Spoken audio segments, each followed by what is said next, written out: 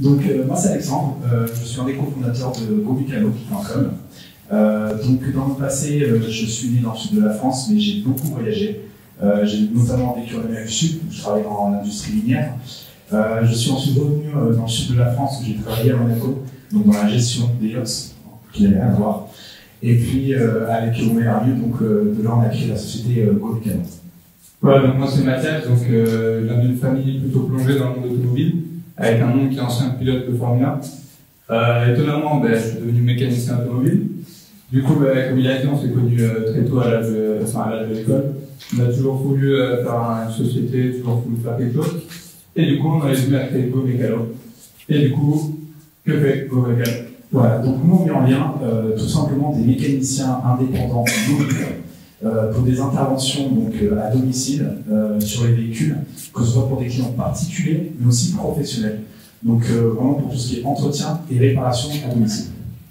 Voilà, donc pour créer GoMécano, on a regardé tous les problèmes liés aux automobilistes.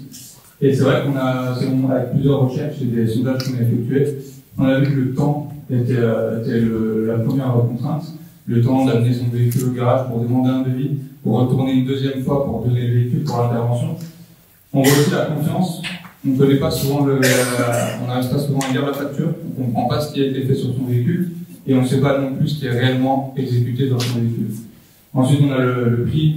De plus en plus, les gens demandent 1, 2, 3, voire 4 devis pour vraiment avoir le meilleur tarif. Donc pour ça, on a réfléchi à une plateforme qui pourrait réunir tous ces éléments.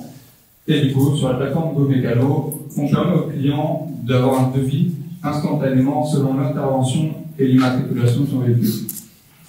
Le client il peut choisir la date d'intervention et le jour, selon les disponibilités. La réparation, il peut l'effectuer à domicile ou sur son lieu de travail. C'est lui qui choisit là où ça l'arrange. Et la plateforme permet aussi de regrouper tout l'historique de son véhicule, toutes les factures, toutes les interventions effectuées. Ce qui est plutôt pratique quand on veut vendre le véhicule, qu'on a perdu les papiers, on a un peu de tout et un peu de tout redonné avec. Alors pour la partie technique, donc forcément il y a eu pas mal de recherches. Tout d'abord il fallait intégrer la recherche par immatriculation, donc ça c'est assez courant, c'est pour identifier le véhicule. Ensuite on a une partie, donc c'est par le groupe Tech Alliance, donc on a déjà intégré TechDoc. Donc en fait c'est un web service qui permet de localiser chaque composant du véhicule par rapport à son immatriculation.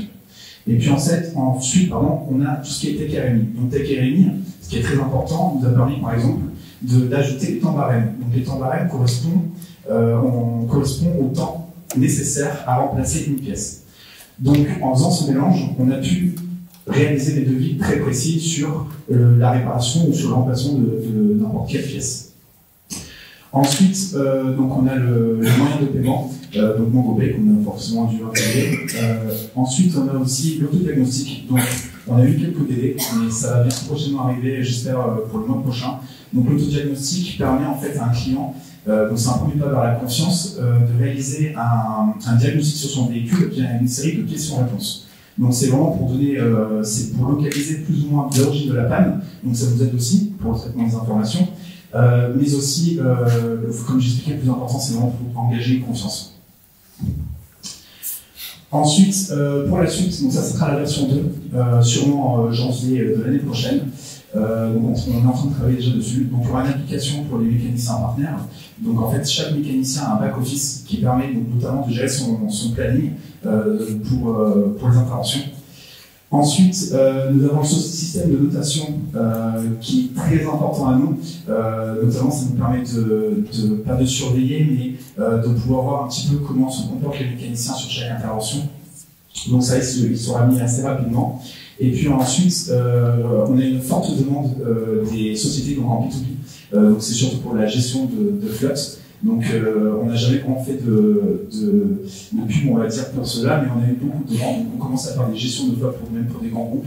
Donc forcément, on doit répondre à cette demande assez rapidement.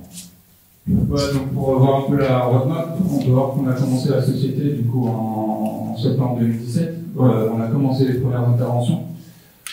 On a signé nos premiers contrats de partenariat avec nos mécaniciens indépendants en mai 2018. En avril 2019, donc il n'y a pas si longtemps, on a lancé la V1 de la plateforme.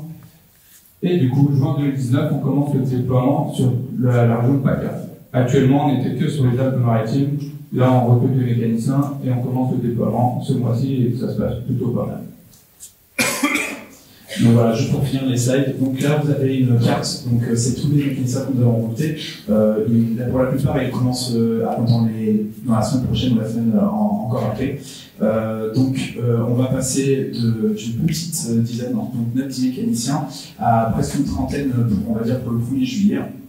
Donc comme vous pouvez voir, on avait commencé sur les Alpes-Maritimes et on commence à s'étendre principalement sur Marseille, Toulon, etc. Donc l'année dernière, c'était un petit peu une phase pilote. Donc on avait réalisé quand même 800 interventions, ce qui était mieux que prévu, donc c'est une très bonne chose.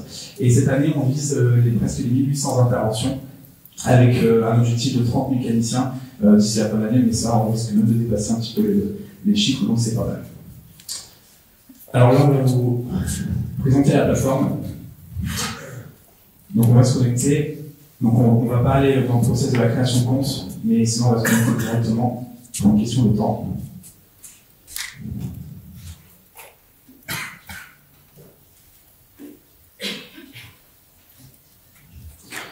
Ok.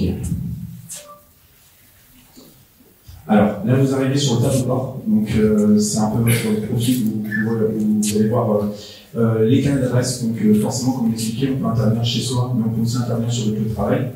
Où vous avez les réparations aussi, donc ça c'est la liste des réparations qui ont été effectuées, et puis mes véhicules, donc on peut ajouter des véhicules, pas seulement un, mais plusieurs véhicules pour pouvoir accéder directement à un devis. Donc là on va faire demander un devis. Donc le système identifie le véhicule. Alors voilà. Donc tout d'abord, il y a la diagnostic de panne. Donc ça c'est une forte demande forcément quand on ne sait pas ce que c'est le problème. Qui permet via un petit formulaire actuellement de nous envoyer une demande et nous on va essayer de vous répondre dans les plus brefs délais sur ce qu'il faudrait, sur l'étape que vous devrez faire. Sinon, vous pouvez aussi descendre en bas si vous savez ce que c'est votre réparation. On peut, par exemple, on va prendre l'exemple à une vidange, donc une révision intermédiaire. Voilà.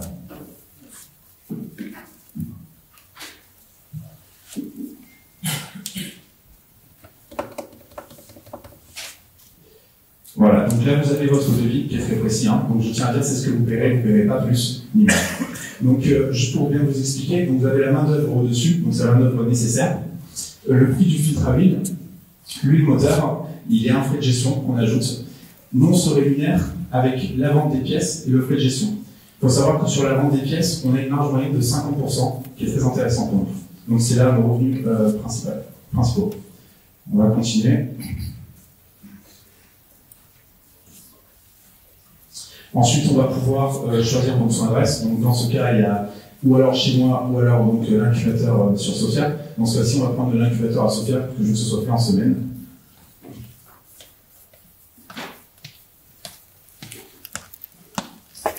Et puis là, en fait, il va aller chercher le mécanicien. Donc, actuellement, comment ça se passe, c'est qu'il va chercher le mécanicien le plus proche par rapport à la géolocalisation. Donc, prochaine intervention disponible, on sait que c'est par exemple le lundi 17. Je suis assez pressé, on va faire ça à 10h du matin. Voilà, donc il faut jouer.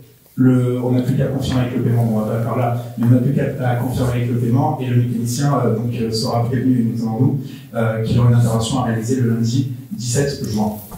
Et puis je pense qu'on a fait plus ou moins le tour. Ouais, voilà. Merci. Merci.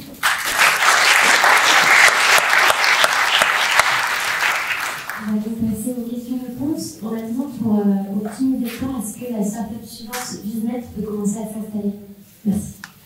Et je laisse la parole à Julie pour les questions. Bonjour. Bonjour. Comment ça se pour la garantie? Alors, on a une garantie de 1 an. Donc, toutes nos pièces sont d'origine ou équivalentes d'origine.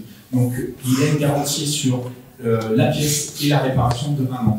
En plus de ça, donc, tous les mécaniciens, forcément, ils sont indépendants, ils sont obligés d'avoir une assurance. On a signé un contrat avec le AXA qui permet d'avoir une assurance complémentaire. Et donc, en fait, tous nos mécaniciens sont au même niveau. Voilà. Alors, je ne sais pas si la question que je posais, voilà la question différente. C'est une voiture qui est encore sous garantie. Alors, the beginning of the wheel, BMW dealer, right? C'est faux, alors on n'est pas du tout obligé. Donc les gens pensent souvent que quand on a un véhicule qui est sous garantie, on est obligé de passer chez le constructeur. C'est complètement faux, pas du tout, ils n'ont pas le droit d'ailleurs de vous imposer ça. En fait, il faut que ce soit fait par un mécanicien professionnel en utilisant des pièces d'origine ou équivalentes à l'origine, et la garantie, elle se suit. Il n'y a aucun problème, juste sous présentation des factures, bien sûr. D'accord. Et donc les mécaniciens qui sont itinérants comme ça, ils ont forcément les équipements qui vont... Oui, alors bon, tout d'abord au niveau du recrutement, du partenariat avec les mécaniciens, on est assez exigeant. Donc dans notre cas, ils ont plus de 5 ans d'expérience, forcément ils sont professionnels. Et oui, on vérifie le matériel qu'ils ont, ils sont obligés d'avoir une petite camionnette. Donc nous, ce qu'on fait, c'est vraiment tout ce qui est petite réparation, ce qu'on appelle, et l'entretien et diagnostic. Donc ça représente à peu près 80% des interventions qu'on peut réaliser. Ce qu'on ne fait pas, c'est vraiment toutes les grosses interventions. On ne va pas aller changer un moteur d'un véhicule à domicile, bien sûr. Mais on fait quand même tout ce qui est amortisseur. Bon, Mathias, il pourra peut-être répondre mieux que moi, mais amortisseur... ouais, ça tu connais mieux que toi. Mais on arrive à réaliser la plupart des interventions, même la grande majorité des interventions à domicile. D'accord. Et ma dernière question, qui est peut-être locale, je suis surpris que vous utilisez la plaque d'immatriculation. Enfin, aux États-Unis, on utilise le VIN. C'est le numéro qui est sur le châssis qu'on voit à travers le pare-brise. Alors comment ça se passe, c'est que quand on utilise le numéro d'immatriculation, en fait, il va repérer automatiquement la carte... la carte grise, pardon, et il l'associe. Donc en fait, il va trouver le numéro VIN. Donc c'est beaucoup plus facile que d'aller chercher, ou alors sur son véhicule, ou alors de chercher la carte grise. Donc là, l'idée, c'est juste de pouvoir vous voyez votre véhicule. Hop, je mets même sur le portable, je rentre mon numéro d'immatriculation. Et ça marchera sur tout le marché européen ? Comment ? Ça marchera sur tout le marché européen ? Alors sur le marché européen, oui. Actuellement sur le marché européen, oui. Alors nous, on est vraiment focalisé sur la France encore. On n'a pas regardé tous les pays, je vais pas vous mentir. Mais ce que j'ai bien compris, c'est que normalement avec Tech Alliance, on est sur le marché européen, il n'y a aucun souci. Je sais qu'aux États-Unis, c'est différent. C'est vrai que c'est par recherche de marque et modèle de véhicules. Ouais. Et donc l'expansion ? La vitesse d'expansion et les... Oui. Alors on a eu un petit peu de 5 millions de dollars. Voilà, l'année dernière, c'était vraiment une phase pilote, donc on testait un peu notre marché. On n'avait pas beaucoup d'informations, on avait très peu de concurrents, donc on a pu repérer tous ces éléments.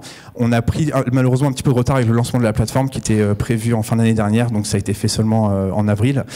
Donc là maintenant on commence maintenant le déploiement sur PACA. On attendait la plateforme pour pouvoir faire ça, et l'année prochaine on vise Île-de-France et Lyon. Alors actuellement c'est très digital, donc c'est majoritairement par les AdWords, les réseaux sociaux aussi. Là on est en train de mettre une stratégie marketing pour la fin de l'année un peu plus importante. On a quelques visuels sur des bus, notamment sur Nice, mais c'est vraiment principalement digital et avec Google. Et les garagistes traditionnels, ils vont vous haïr ? C'est possible. Non, pour l'instant ça va, ça se passe bien. On essaie d'avoir un bon lien. On connaît beaucoup de garagistes, notamment dans le coin, dans le sud. Donc pour l'instant ça va, mais à voir. Et vous prenez une marge sur ce qui est... Alors on prend une commission sur le total du prix de l'intervention, mais comme j'expliquais, donc les pièces sont vendues. Donc nous on vend les pièces. Donc on est fourni par des grands fournisseurs, par des grands distributeurs. Comme j'expliquais, on a actuellement à peu près 50% de marge.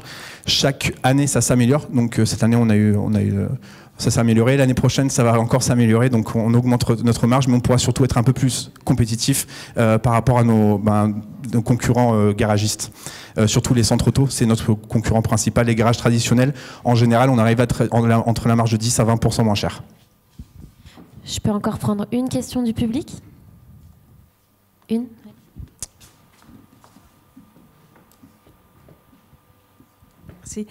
Le constructeur, il tient son client dans la main parce que il lui fait les relances régulières, il lui fait tout ça.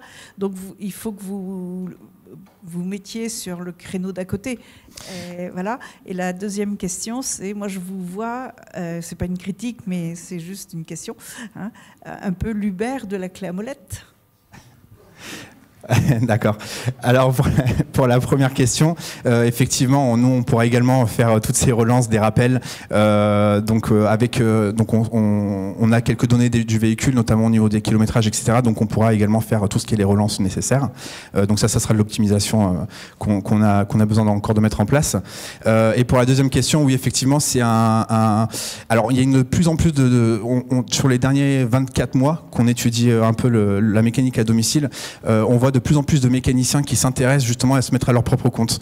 Donc, dans un salaire moyen, un mécanicien en milieu de carrière, Le salaire moyen est à 1 500 € net.